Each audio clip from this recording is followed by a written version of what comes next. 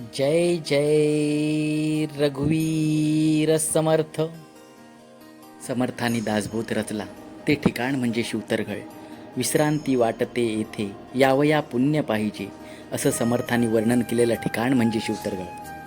हिरव्यागार सृष्टीचा सहवास आणि निसर्गाच्या सान्निध्यात मनाला नवी चेतना देणारा अध्यात्माचा स्पर्श म्हणजे शिवतरगळ. ज्या अद्भुत शक्तीचा शोध घेण्यात नासाचे शास्त्रज्ञ सुद्धा हतबल झाले, ते फ्रिक्वेन्सीलेस ठिकाण म्हणजे शिवतरगळ.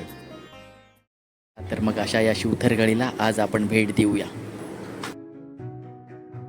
शिवथरगळ ही रायगड जिल्ह्यात येणारी घळ महाडपासून फक्त 30 किलोमीटर अंतरावर आहे.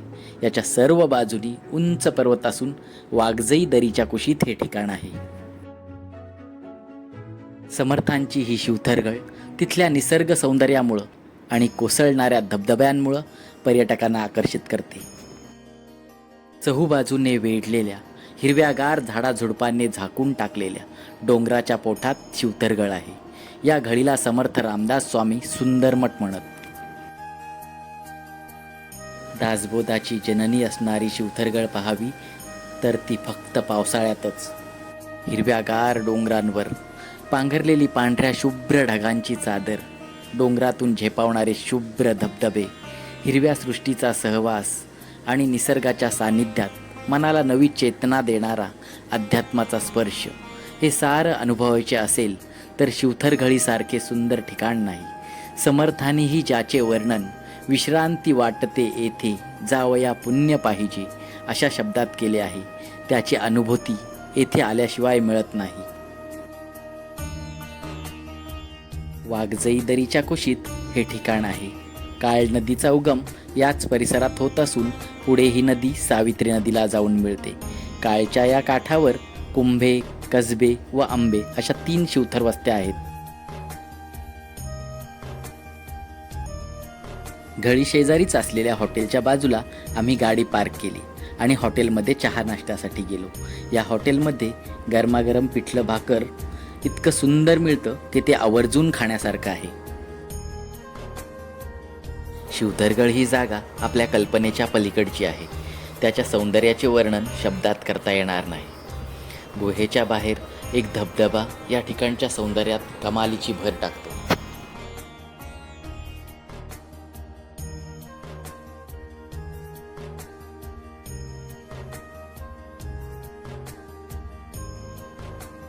शिवथरगळ गिरिदुर्गाचे सुशोभीकरण करण्यात आले आहे. पर्यटकांना चढण्यास सोपं जावं यासाठी पायऱ्या बांधण्यात आल्या आहेत. पायऱ्यांच्या दोन्ही बाजूला लोखंडी रॉडही बसवण्यात आले आहेत. पायऱ्या चढून गेल्यावर समोरच शिवथरगळ सुंदरमठ सेवा समितीची इमारत लागते. या इमारतीत पर्यटकांच्या राहण्याची सोयसुद्धा केली जाते. पायऱ्या चढून आल्यावर समोरच ग्रंथ संपदा विभाग लागतो. येथील ग्रंथसंपदा विभागात आपल्याला कितीतरी शिवकालीन पुस्तके, शिवसमर्थ भेटीचा गुप्त डोंगरी मार्ग, रामदास स्वामींची निसर्गरम्य घळी, समर्थांची स्फूर्तिस्थाने अशी कितीतरी पुस्तके अल्प किमतीत शिवथरगळीत उपलब्ध आहेत. या पवित्र ठिकाणी येणाऱ्या सर्वांना संस्थेने अनेक सुविधा उपलब्ध करून दिल्या आहेत.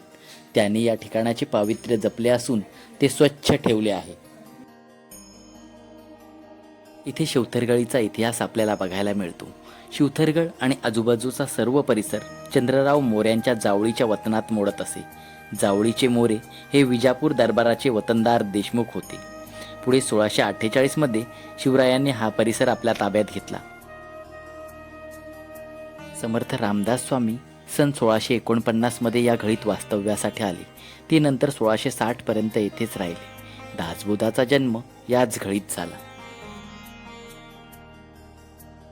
1676 मध्ये दक्षिण दिग्विजयासाठी जाताना श्री समर्थांचा आशीर्वाद घेऊनच छत्रपती शिवाजी महाराज पुढे गेले.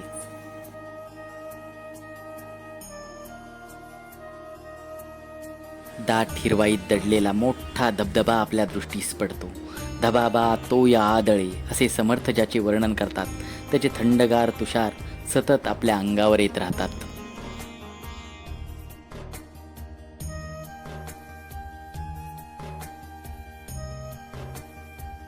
डोंगराच्या कपारीत 100-150 माणसं बसू शकतील एवढा घळीचा आकार आहे. याच ठिकाणी दासबोधासारख्या महान ग्रंथाची निर्मिती झाली. समर्थ रामदास स्वामींनी दासबोध रचण्यासाठी ही जागा का निवडली असेल हे या जागेवर आल्यानंतर आपल्याला समजते. येथील अद्भुत शक्तीचा शोध घेताना नासाचे शास्त्रज्ञ सुद्धा हतबल झाले. येथे कोणत्याही प्रकारची GPS यंत्रणा काम करत नाही.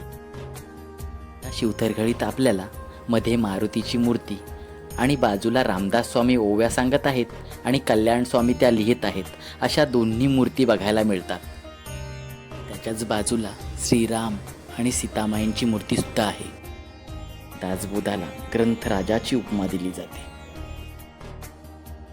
दासबोध हा असा एकमेव भारतीय आध्यात्मिक ग्रंथ आहे ज्याची सुरुवात गणेशाला वंदन, सरस्वतीला वंदन अशी पठडीतली न होता माणसाला साहजिकपणे पडणाऱ्या काही प्रश्नाने होते. श्रोते पुसती कोण ग्रंथ.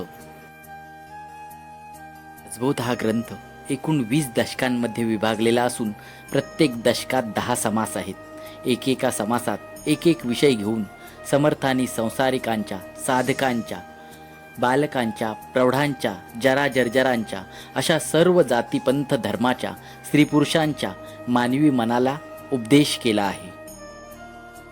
महाराष्ट्राचे आराध्य दैवत श्री छत्रपती शिवाजी महाराज आणि समर्थ रामदास स्वामी यांची ऐतिहासिक भेट याच घळीत झाली. अफजल खानाचे संकट टळावे म्हणून रामदास स्वामींनी गणपतीला साकडे घातले आणि त्याच वेळी गणपतीची स्थापना करून सुखकर्ता, दुःखहर्ता, वार्ता विघ्नाची ही आरती रामदास स्वामींनी त्याच वेळी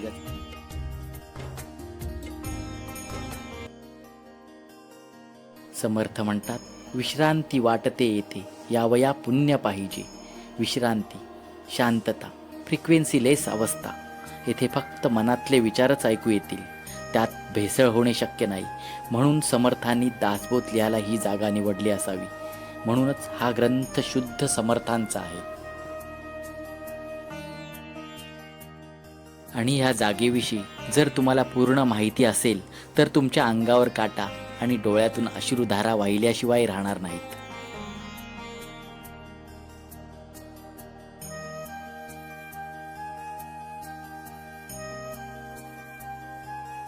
हा ग्रंथ जरी अध्यात्मविद्येचे आणि परमार्थ मार्गाचे विवेचन करणारा असला तरी त्याने प्रपंचाचे महत्त्वही आवर्जून मांडले आहे.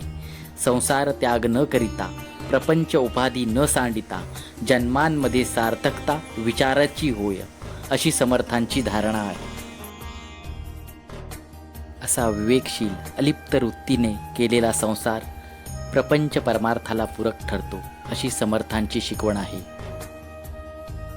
स्वर्गीची लोटली तेथे रामगंगा महानदी, तीर्थासी तुलना नाही आनंदवन भुवनी. या शिवथरघळीचे वर्णन करताना समर्थ म्हणतात, गिरीचे मस्तकी गंगा तेथुनी चालली बळे, धबाबा लोटल्या धारा धबाबा तोया आदळे, गर्जती मेघ तो सिंधू ध्वनी कल्लोळ उठळा, कड्यासी आदळे धारा वात आवर्त होतसे. घळीच्या वरील डोंगर सपाटीवर चंद्रराव मोऱ्यांच्या वाड्याचे अवशेष आहेत. या सपाटीवरून राजगड, रायगड, तोरणा, प्रतापगड यांचे दर्शन घेतले. काय आहे वरती? किती किलोमीटर आहे? थोडासा चालायला लागेल ना? बघायला लागेल. ठीक आहे.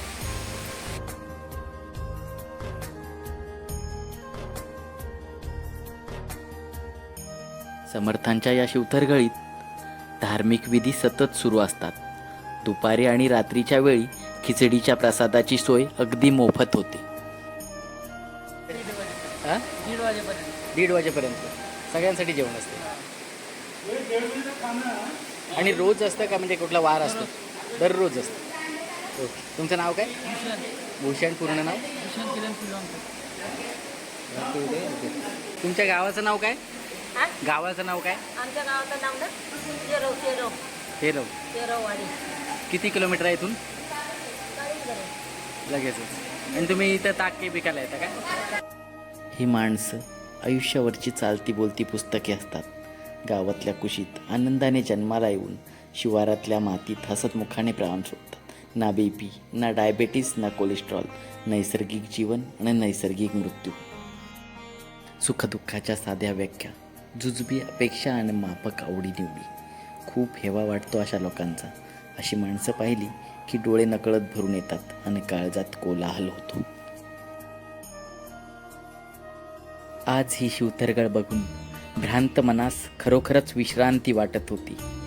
आधुनिक विज्ञानास जे गवसले ते माझ्या या माऊलीला 400 वर्षापूर्वीच केवळ जाणीवेने जाणवले होते. दासबोधाचे जन्मस्थान असलेली ही शिवतरगळ आता सर्वांनाच माहिती आहे. परंतु ही अद्भुत घळ आपण प्रत्यक्षात पाहिली आहे का? आणि नसेल तर अवश्य पहा आणि सर्वांना सांगा. जय जय रघुवीर समर्थ. माझा हा व्हिडिओ तुम्हाला कसा वाटला? तुम्हाला तो आवडला असेल तर तुम्ही तो नक्कीच लाईक, शेअर आणि सबस्क्राईब करणार. धन्यवाद.